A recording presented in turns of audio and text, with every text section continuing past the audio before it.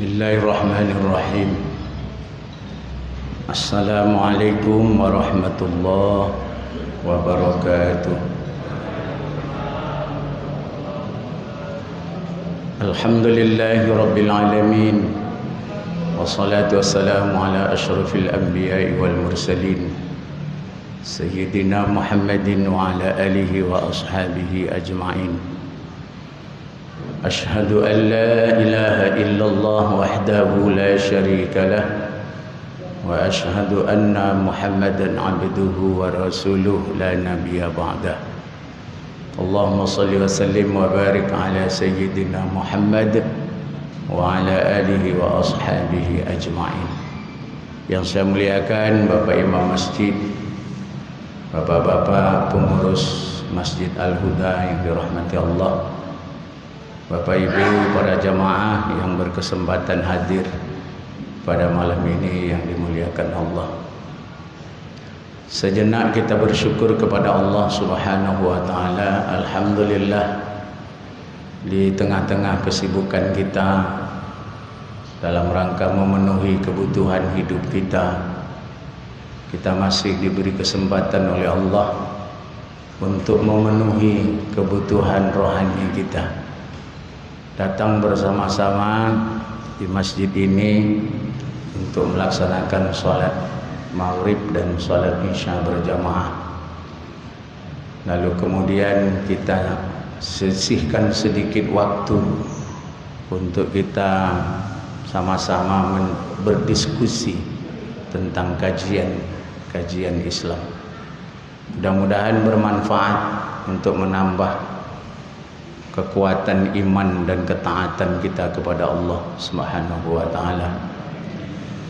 Salawat dan salam kepada Rasulullah Muhammad sallallahu alaihi wasallam. Allahumma salli ala sayyidina Muhammad wa ala ali sayyidina Muhammad. Mudah-mudahan nikmat ini besok Allah berikan kepada kita, yakni nikmat syafaat, di mana para nabi, para rasul-rasul sebelum beliau tidak diberi kesempatan untuk memberikan syafaat kepada umat-umatnya. Satu-satunya hanya beliau, baginda Nabi Muhammad, untuk umatnya. Bapak Ibu para jamaah yang dirahmati Allah, kajian kita malam ini tentang salat Jumat. Ada beberapa persoalan yang berkaitan dengan ibadah salat Jumat. Dalilnya di dalam surah Al-Jumu'ah. Ya ayyuhalladzina amanu idza nudiya lis-salati min yaumil jumu'ah fas'au ila dzikrillahi wa dzarul bai'. Wahai orang-orang yang beriman, apabila dihimbau, apabila dipanggil, apabila diajak untuk menunaikan ibadah salat Jumat, fas'au, maka bersegeralah. Bersegeralah datang memenuhi panggilan Allah. Wazarul bai', lalu tinggalkan jual beli. Jual beli ini Bapak Ibu mewakili semua aktivitas. Kenapa Allah hanya menjelaskan jual beli? Karena orang-orang Arab itu kehidupannya memang jual beli, bisnis. Jarang orang-orang Arab itu yang bertani. Kalaupun bertani, taninya kurma. Tak ada tani padi di sana, tak ada tani ubi di sana. Makanya awamnya, umumnya orang-orang Arab itu jual beli. Makanya dia panggil orang-orang yang jual beli ini harus meninggalkan aktivitas jual belinya, lalu penuhi panggilan Allah untuk salat berjamaah Jumat. Bapak Ibu yang dimuliakan Allah, salat Jumat ini untuk laki-laki. Ada beberapa jenis jumlah orang yang tak diwajibkan untuk bersolat Jumat. Satu, perempuan. 2 anak kecil, 3 orang gila. Jadi kalau kita tidak perempuan, kita tidak anak kecil, tak juga pergi ke Jumat, mungkin dia gila. Ya Bu, dia laki-laki dewasa, tidak anak kecil dia, tidak dalam musafir dia, lalu tak pergi ke Jumat, mungkin dia sedang sakit akalnya. Kalau sekarang tak diboleh disebut orang gila tu Bu, Pak. ODGJ. Orang kita ni pintar bikin istilah. ODGJ, orang dalam gangguan jiwa, sama dengan gilo. Itulah istilahnya. Jadi kalau kita tidak merasa perempuan, kita tidak merasa laki-laki, kita tidak merasa ada gangguan jiwa, kita tidak dalam musafir, maka berangkatlah Jumat. Jangan ditunggu juga rumah tu. Lalu siapa orang yang paling utama berangkat Jumat itu? Orang-orang yang ketika pada hari Jumat itu mandi. Mandinya itu waktu mau pergi Jumat, bukan mandi pagi. Mandi mau pergi Jumat itu seperti mandi janabat, kata Nabi, seperti mandi hadas besar.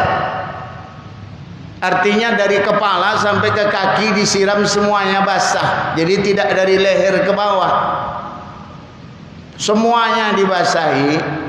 Lalu kemudian dia gembira, dia senang, dia suka, dia ikhlas pergi ke masjid. Lalu kemudian dia duduk diam, tidak mengganggu orang, tak menyakiti, sampai imam naik ke atas mimbar. Maka dia dikasih pahala oleh Allah. Diampuni antara satu Jumat dengan Jumat besok. Dosanya digugurkan oleh Allah. Itu yang pasti. Lalu dikasih pahala ekstra oleh Allah Subhanahu wa taala. Apa pahala ekstra orang yang datang di Jumat? Orang yang pertama kali datang di hari Jumat pertama. Ini orang bersegera. Orang yang bersegera datang di hari Jumat, pertama kali dia duduk di masjid ini, lalu kemudian solat sunnah 2 rakaat, lalu kemudian beriktikaf di dalamnya, isinya entah zikir, entah baca Quran, entah diam saja, maka dia dikasih pahala seperti orang yang berkurban seekor onta. Orang pertama. Jadi kalau kita ni Pak tak punya kerjaan di rumah, awak-awak yang lah tua, carilah pahala korban setiap hari Jumat. Apa sebab? Karena kita nak korban setiap tahun, jangankan seekor onta, seekor lembu saja sendiri pada hari raya korban, berat juga itu Pak. Sekarang oleh Allah dikasih kesempatan dapat pahala seperti korban seekor onta di setiap hari Jumat. Orang yang datang pertama dikasih pahala seperti korban seekor onta. Orang yang kedua datang, kata Nabi, dikasih pahala seperti dia berkorban seekor lembu, seekor sapi. Mahal juga sapi itu. Cuma mahalan onta. Kita nyatanya juga setiap tahun gak bisa korban sapi, lembu, 1 ekor 1 orang. Masjid ini korban mau dapat 30 ekor aja susah. Tahun kemarin berapa Ustaz? Korban 16. Padahal maunya pengurus 32, 2 kali lipat. Jemaahnya banyak, orangnya padat. Ya. Nah, tahun depan mudah-mudahan kita berdoa 32. insyaallah. Kalaupun tidak 32, dikecilkan 23. Berkisar angka itulah insyaallah. Itu orang yang kedua datang kemari seperti berkorban seekor lembu. Orang ketiga kata Rasul seperti berkorban seekor kibas yang bertanduk. Jadi kambing kibas itu Pak kalau bertanduk itu tandanya besar. Orang yang mau berkorban yang ditengok kibas gemuk kemudian bertanduk. Nabi berkorban seekor kibas yang kibasnya itu kakinya itu dari lutut ke bawah berwarna hitam, lalu kemudian perutnya dilingkari oleh warna hitam, lalu kemudian mata hewan kibas itu dilingkari oleh bulu hitam, sisanya putih, lalu bertanduk. Itulah kibas yang paling terbaik menurut para ulama untuk dijadikan hewan korban. Nah, mencari kambing cendek itu sampai awak payah coba. Kaki dari lutut ke bawah hitam, perutnya dilingkari bulu warna hitam, matanya dilingkari oleh bulu warna hitam, sisanya putih. Bertanduk dia. Payah mencarinya, Pak. Tapi Nabi itu yang dikorbankannya 2 ekor. Disembelih oleh tangan Rasul sendiri. 1 untuk Rasul dan umat dan keluarganya, 1 untuk umatnya Rasul. Umat Rasul yang mana? Umat Rasul yang miskin yang dia tak bisa berkorban. Kalau umat Rasul yang kaya, jangan boleh ikut-ikut di situ. Ada ndak berkorbannya dululah dikorbankan di Rasul. Orang kaya tak masuk Bu, ibu-ibu ni enggak masuk nih. Yang masuk orang miskin. Orang miskin itu siapa Bu? Orang miskin itu orang yang tak punya persediaan makan untuk besok.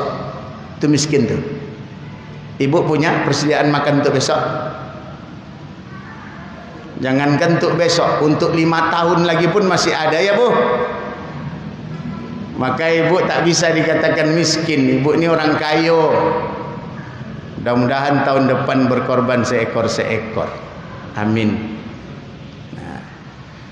Orang yang datang kelima, orang yang datang keempat, kata Rasulullah, dikasih pahala seperti dia berkorban seekor ayam jantan.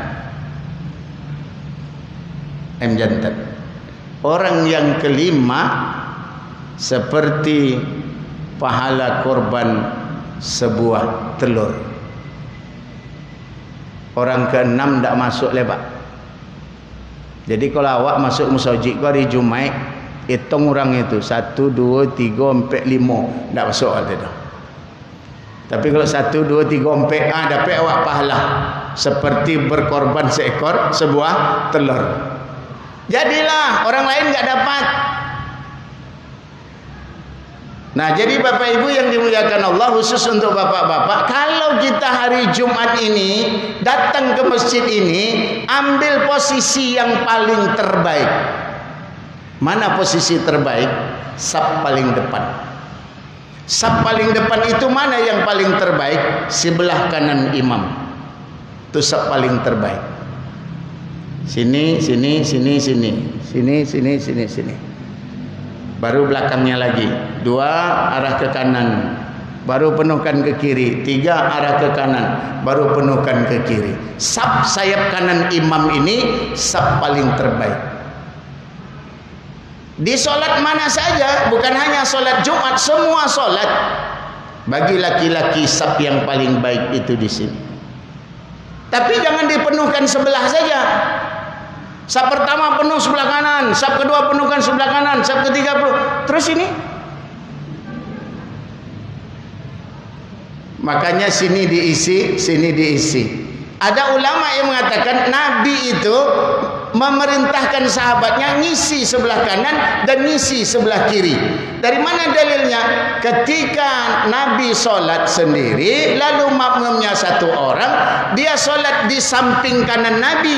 Pada saat datang 1 orang lagi, oleh Nabi kedua-duanya dipegang, didorong ke belakang, sejajar dengan Nabi. Maka kalau begitu posisi saf itu kanan kiri kanan kiri kanan kiri. Akan seperti itu kalau merujuk kepada dalil hadis yang satu ini. Nah, jadi Bapak Ibu yang dimuliakan Allah Subhanahu wa taala, lalu ketika kita mau datang kemari, apa yang mesti kita lakukan? An Sahal. Hadis ini dari Sahal. Qala Rasulullah sallallahu alaihi wasallam, "Ma kunna naqilu wa la nataghadda yaumal jumu'ah."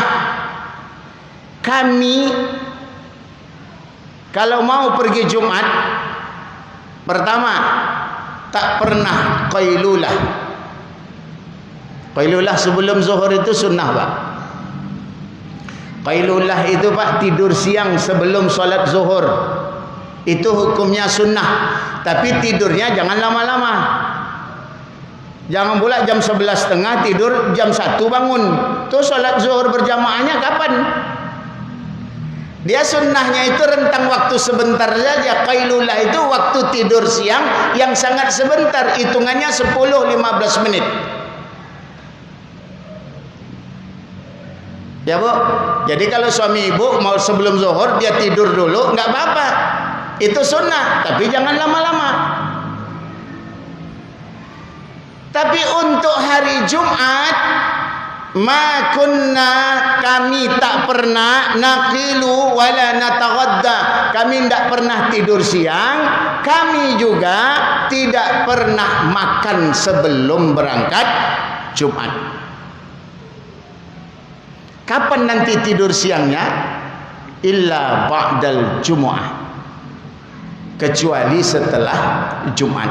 Kapan tidur siangnya? Setelah solat Jumat. Kapan makan siangnya? Setelah solat Jumat. Jadi ibu, kalau suami ibu mau pergi Jumat, jangan disediakan makan siang.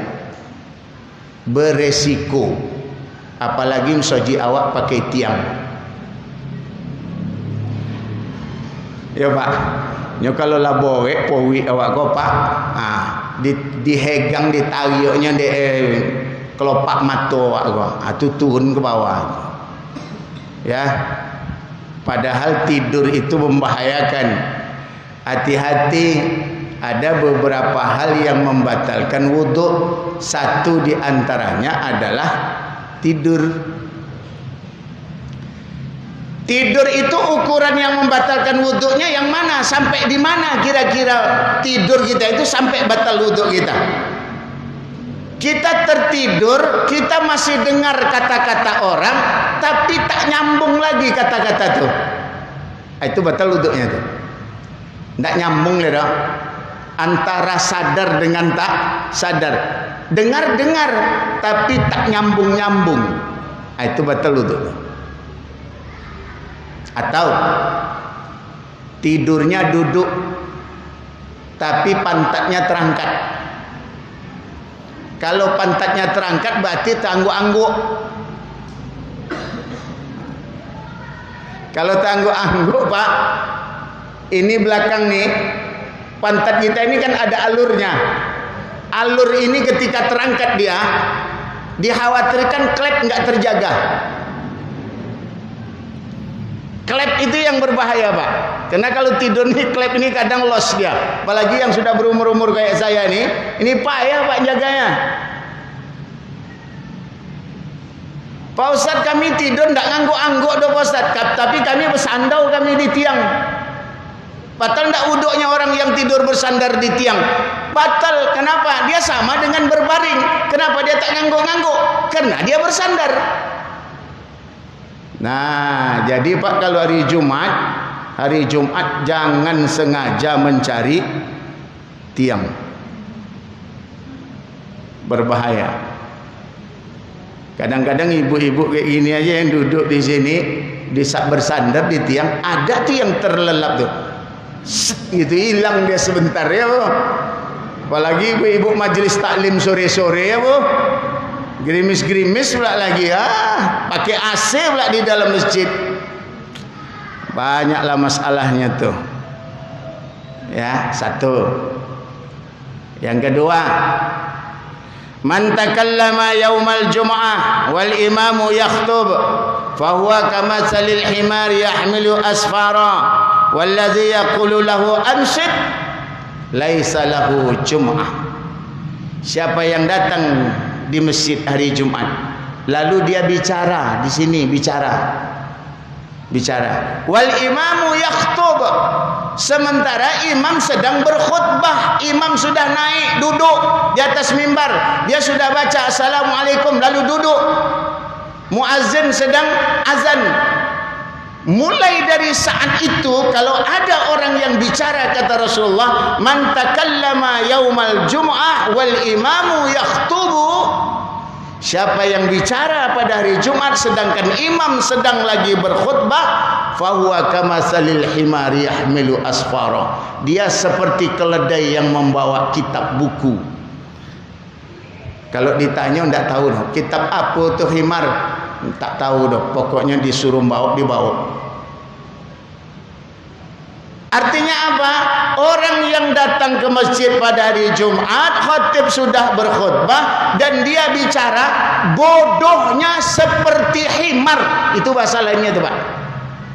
Bahasa awak bongaknya condok keledai. Tahu Bapak keledai? Keledai itu lebih kecil dari kuda, lebih besar dari bangol, dari kambing. Keledai itu, Pak, binatang paling bodoh. Jadi kalau ada orang ke masjid hari Jumat lalu bicara-bicara, maka bahasa sindiran Nabi itu bodoh, dia seperti keledai. Walladzi yaqulu, lalu ada orang yang ngomong di sebelahnya, ansit, diam. Ada yang negur, diam.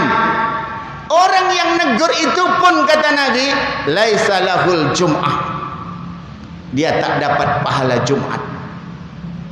Jadi kalau gitu contoh apa Ustaz, kalau ada orang bicara-bicara ngecek-ngecek, biarkan saja, tak usah dilarang.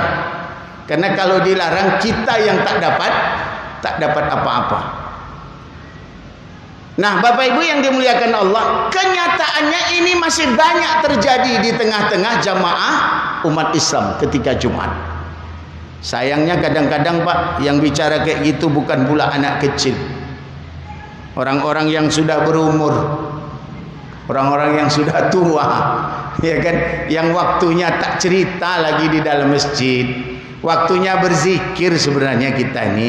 Jadi Bapak gini, ketika khatib ini sedang berkhutbah, jangankan bicara, memainkan buah tasbih itu aja, itu menggugurkan pahala sholat.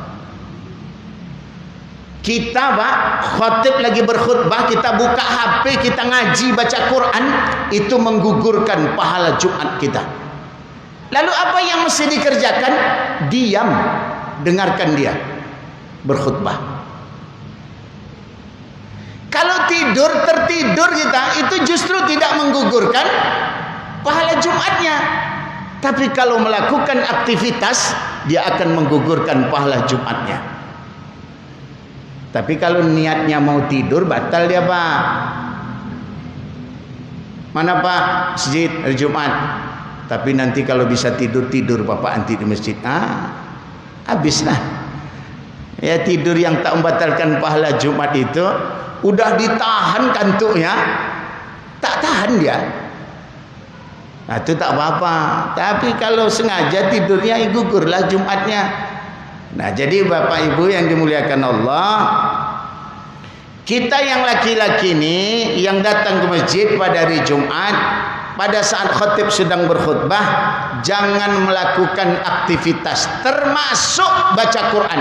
Hentikan sementara, apalagi main HP. Khatib sedang berkhutbah, awak nak nengok je WA, awak nak nengok je Instagram. Ya kan, itu waktunya kita mendengar pesan-pesan dari si khatib. Nah, Bapak Ibu, Nabi itu kalau berkhutbah, Nabi itu kan kalau khutbah kan nggak pakai ini, nggak pakai speaker. Zaman itu nggak ada speaker. Tapi suara Nabi itu sangat lantang. Nabi itu kalau berkhutbah, muka Nabi itu merah, dan mata Nabi itu merah. Kenapa? Karena di situ ada wasiat. Makanya khutbah itu enggak boleh melawak. Enggak boleh jamaah diajak ketawa. Enggak boleh, beda sama sekarang ini, Pak. Kalau sekarang ini, kalau ustaz mau laris harus banyak ketawa. Kalau enggak banyak ketawa, enggak laris ustaznya. Kalau ustaz yang serius saja enggak laku di sini. Ini ustaznya harus banyak ketawa di sini. Ya. Jadi Maulid Nabi ustaz mana? Ustaz itu. Jangan ustaz itu lah, enggak ada golaknya dah kan tok wadanya. Cari ustaz yang banyak golak. Iko nak ngaji atau nak golak? Kalau nak golak dari sini kalau taknya tu buka OPJ. Tu golak isinya tu. Ya Pak, kalau di masjid ngapain golak-golak? Ya sekali-sekali bolehlah. Tapi golak-golak torwi je ngapa pula?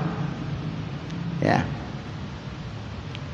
Bapak Ibu yang dimuliakan Allah Subhanahu wa taala, pada saat khatib sudah berkhutbah lalu kita baru masuk. Ini kita terlambat nih. Jadi Pak, kalau hari Jumat di situ ada malaikat, pintu itu ada malaikat, pintu itu ada malaikat, pintu itu ada malaikat. Setiap orang yang masuk ke masjid dicatat namanya. Ahmad nomor 15, Badu nomor 16, Zainal nomor 17. Dicatat Pak di buku malaikat tuh. Kalau khatib sudah duduk di sini, malaikatnya masuk kemari di sela-sela nih. Di sela-sela saf Bapak itu malaikat. Yang di situ tak ditunggu lagi. Jadi orang yang masuk hari Jumat ke masjid, imam khatib sudah duduk di sini, nama Bapak tak ada di buku malaikat tuh. Jangan dicari. Besok di mahsyar dibaca. Yang datang ke Masjid Al-Huda pada tanggal 8 bulan 10. Jano.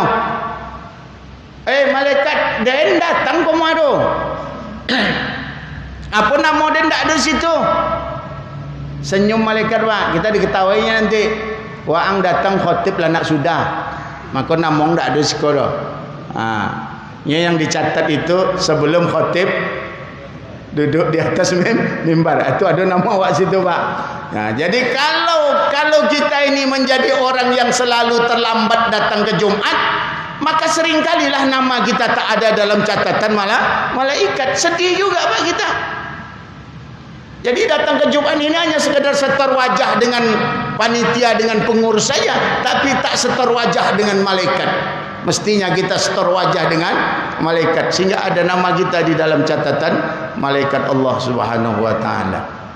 Nah, kalau kita masuk di dalam sini lalu kemudian khatib sudah berkhutbah, apa yang mesti dilakukan?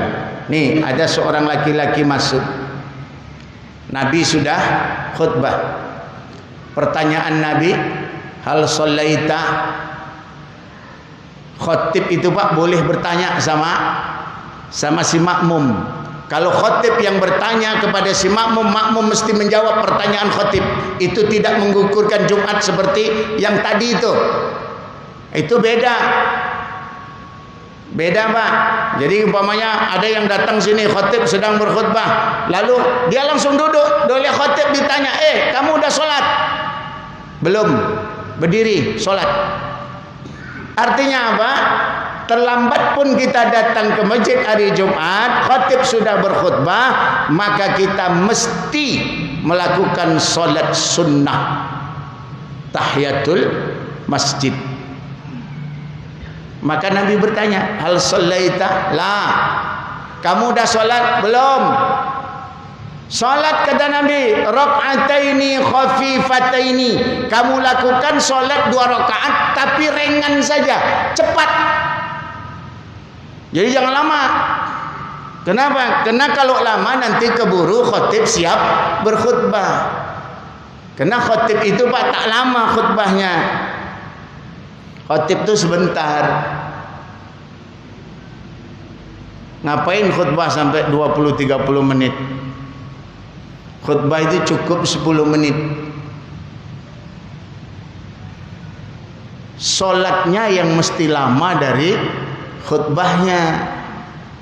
Makanya Nabi Pak kalau Jumat itu yang dibaca yang paling pendek itu Sabbihis al-A'la dengan Al-Ghasyiyah, itu yang paling pendek. Kalau yang sedang Nabi itu membaca surah Al-Jumu'ah sama Al-Munafiqun, itu yang sedang. Atau yang agak tinggi Qaf.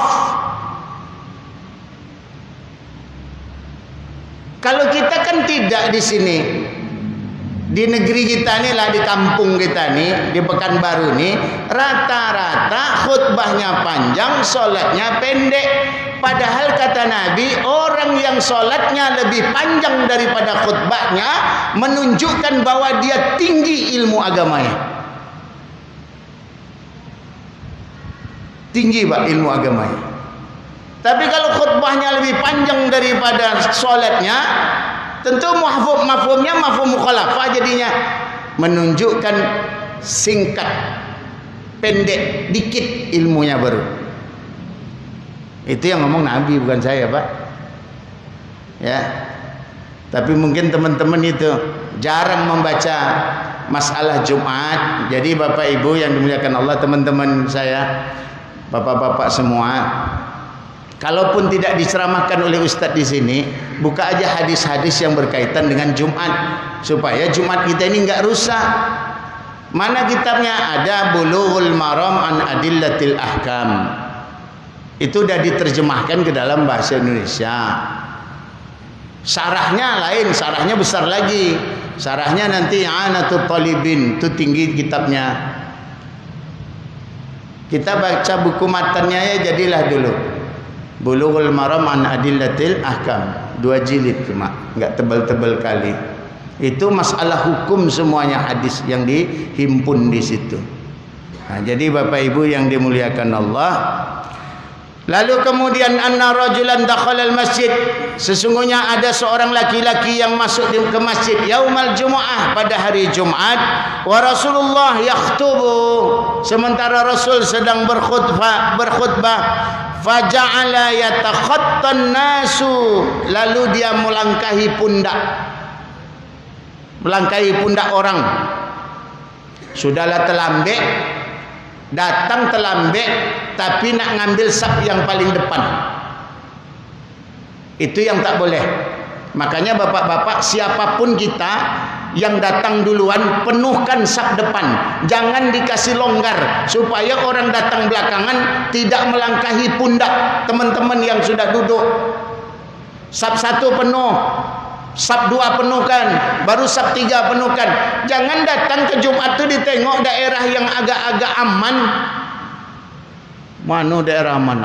Tu kayak sudut tu je lah. Awak datang pertama tapi dicari sudut tu.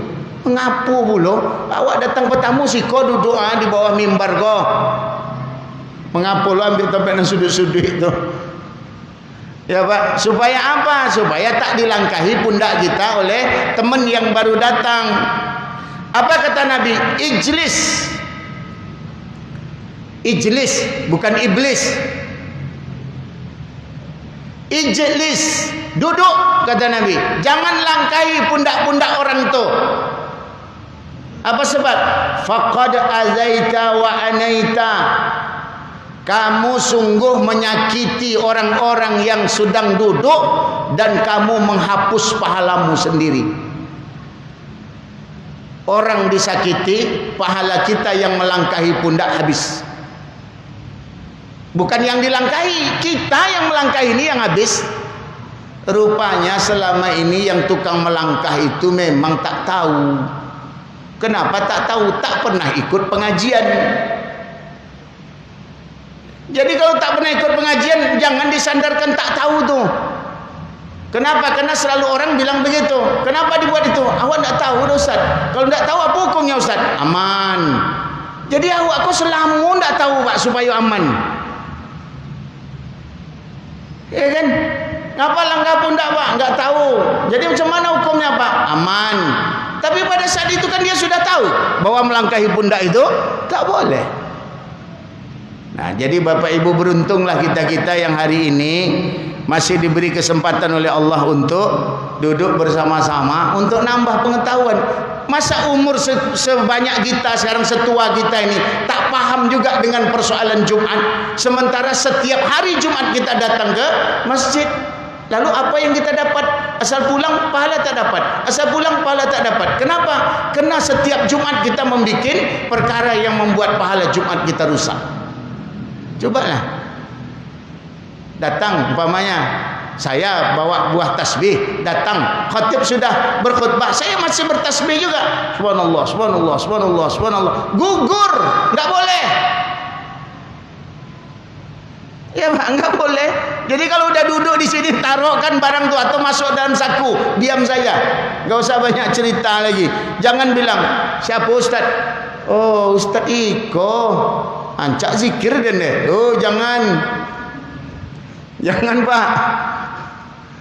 Kenapa? Karena khutbah itu adalah salah satu rukun dalam pelaksanaan ibadah solat Jumat. Di dalam khutbah itu ada pula rukunnya lagi. Jadi itu double rukun. Dalam Jumat itu ada rukunnya. Di dalam khutbah itu masuk dalam salah satu rukun Jumat. Di dalam khutbah itu ada pula rukunnya lagi. Itu untuk si khatib lah. Nah, untuk kita yang bukan khatib, kerjakanlah rukun-rukun Jumat itu, termasuk mendengarkan khutbahnya si imam. Bapak Ibu yang dimuliakan Allah Subhanahu wa taala. Lalu kemudian tadi sudah saya sampaikan,